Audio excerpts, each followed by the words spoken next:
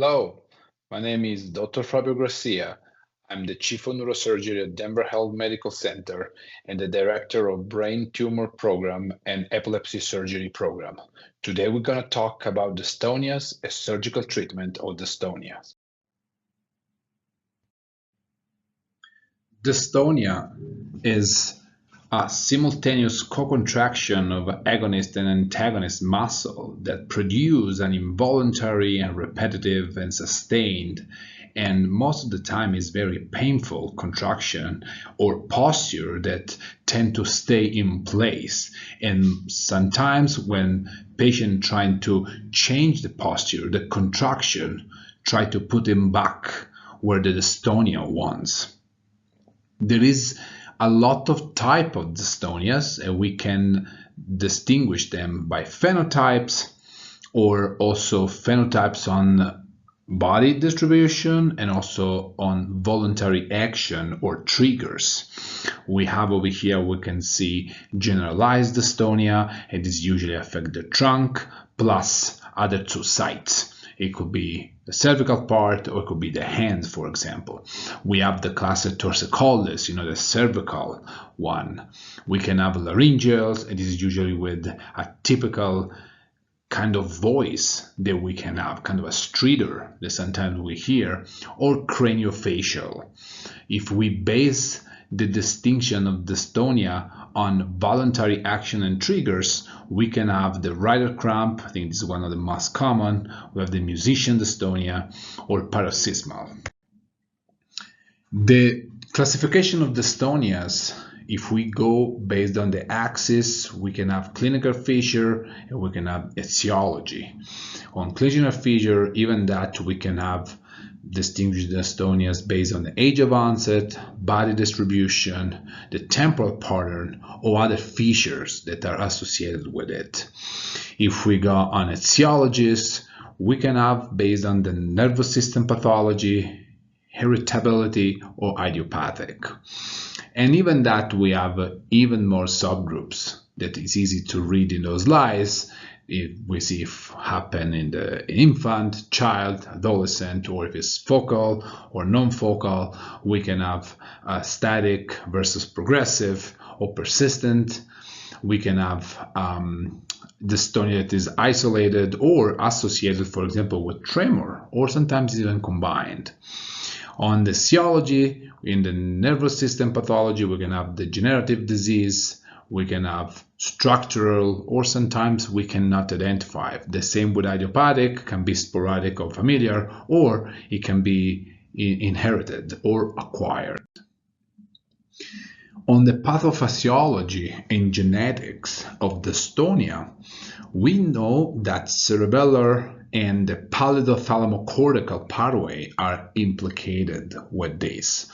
And I have to say that this is, for example, is sort of a distinction also with essential tremor, where actually some of those pathways are different. Clinical syndromic approach in evaluating patient with dystonia. It's very important to see the patient on a 360 degree. It's important the information based on the medical history, where the dystonia is it focal, is in multiple parts of the body, where is exactly in the body, the temporal course, and the same, if it's an isolated or combined. When we can define the dystonia syndrome, at this point we start with a diagnostic workup, which included obviously the clinical visit by the physician, but also an MRI, and we can also do the copper and ceruloplasmin levels in the blood. And we can also go even further with that with genetic testing, CSF testing, and lysosomal enzyme assay, long-chain fatty acid, urine, and also skin or tissue biopsy. At this point, we can go with a serological diagnosis. We know that this is dystonia, and we know what causing the dystonia. This is another diagram on distinguish some treatment based on focal dystonia or generalized dystonia and other type of dystonia. Cooper is one of the first who tried to treat it, and this is, here's the history of surgical treatment of dystonia, and with lesion of the thalamus. That is how dystonia was treated in the past. The ventral oral nucleus of the thalamus and the thalamotomy, obviously, that was done in the VO of the thalamus, it was used to treat task-specific focal hand dystonia, the writer's cramp, and this is called Tyra method. And we can see that thalamotomy would be, was done in different way, but stereotactic way of doing thalamotomy is obviously the more precise one. Nowadays, the modern way of doing a thalamotomy is obviously focus ultrasound, where ultrasound are focalized in one point, and this is create a lesion. And this is a study that was done for focal hand dystonia.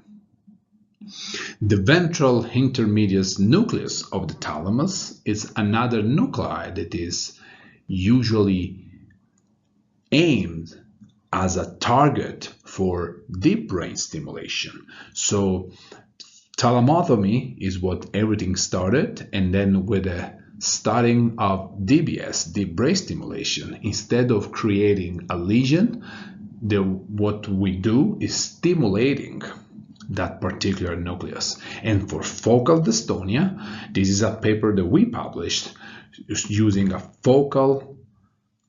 doing DBS of VIM in treating writer's cramp with great result. As you see in this other slide, the difference in between the dystonic tremor and essential tremor, you can see other pathway involved, and you see over there the putamen, GPI, GPE, and SDN are involved in the dystonic tremor, and they are not in essential tremor. So some of the differences, because sometimes can be mistaken, because as we said at the beginning, we have type of dystonia that come with tremor. So how we can distinguish this from essential tremor? Well, both action tremor, dystonic, can be a rest. Dystonic tremor usually is unilateral or can be very asymmetric, and also begins at or after some dystonia that is elsewhere. Dystonic tremor reduces by gest or positioning body part in position dystonia tends to place it, and is aggravated by orienting against the main direction of the dystonic pole. The pallidotomy for dystonia was another milestone in treating people with dystonia. Bilateral pallidotomy, so destroying the pallidus, both sides, is actually very similar of what is the state of the heart today to treating of dystonia, which is DBS, or the globus pallidus internus, GPI. And what we saw that actually doing a pallidotomy, or so destroying or stimulating, are actually very similar, both for effectiveness and safety for dystonia. And the reason why pallidotomy is not done anymore is not because it was not effective. What we have with DBS is that we can change the type of stimulation. So we can kind of tune stimulation up or down, and this can help on achieving a better result, or if there is some side effect, we can actually even that reduce the side effect. So let's say the tunability of DBS is preferred compared with something that is there and forever and not changeable, which is the pallidotomy. All the study done with DBS of GPI, nowadays DBS, deep brain stimulation of the GPI, is this chosen method to treat dystonia, and studies show that the results are very good, and those are amazing studies on the New England Journal of Medicine, and both of them shows how good people do when treated with DBS. Now, even when we treat people with DDS for dystonia, it is the DYT1 dystonia, long-term outcomes shows very good result, but we also have some patients who have suboptimal result, or people who have a good result at the beginning and then they go back to dystonia and the symptoms right after. What we can do to predict if a patient will do good or not. What we learn is that younger age, shorter disease duration, and the type of dystonia, usually idiopathic isolated, has a better result compared with combined acquired. And the same dystonia of the trunk and extremity has better result compared with craniocervical, and phasic or mobile is more than tonic posturing. As we already said, DBS for dystonia, the main nucleus that is aimed, it's actually GPI, but also the subthalamic nucleus, which we know we use a lot in Parkinson's disease, it actually can be used to treat dystonia. And usually this is done when there is a lot of side effect in placing an electrode in a GPI or in acquired dystonia. STN may represent an alternative in patients who, for example, their globus pallidus is damaged, so it's not possible to target that. And as we said before, the greater result for trunk extremity is more than craniofacial. Well, in patients with craniofacial, we can aim, for example, STN. And usually when we aim the STN, these require lower stimulation parameters with longer battery life. In summary, we can say that when we decide to treat a patient surgically for dystonia, which again has a great result, we need to think if all the medicine have failed, even systemic and topic. People can tolerate dystonia at all where their quality of life is very poor. When failure, as I said before, even topical treatment, if you have a cervical dystonia, first treatment is Botox. If that doesn't work, we can think about surgery.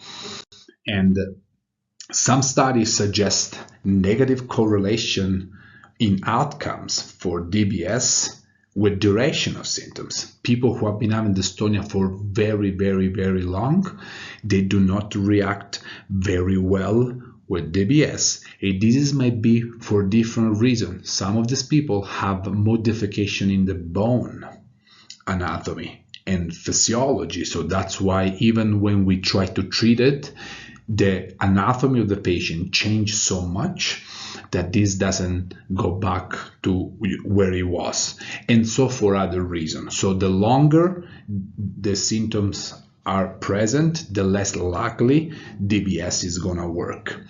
And this is, you can see that fixed skeletal deformity. Also in the meantime, there could be a social development that can be altered. And so in general, this cannot be a one and done diagnosis and therapy, but every case needs to be studied and the therapy needs to be applied for the patient. Thank you so much and see you soon.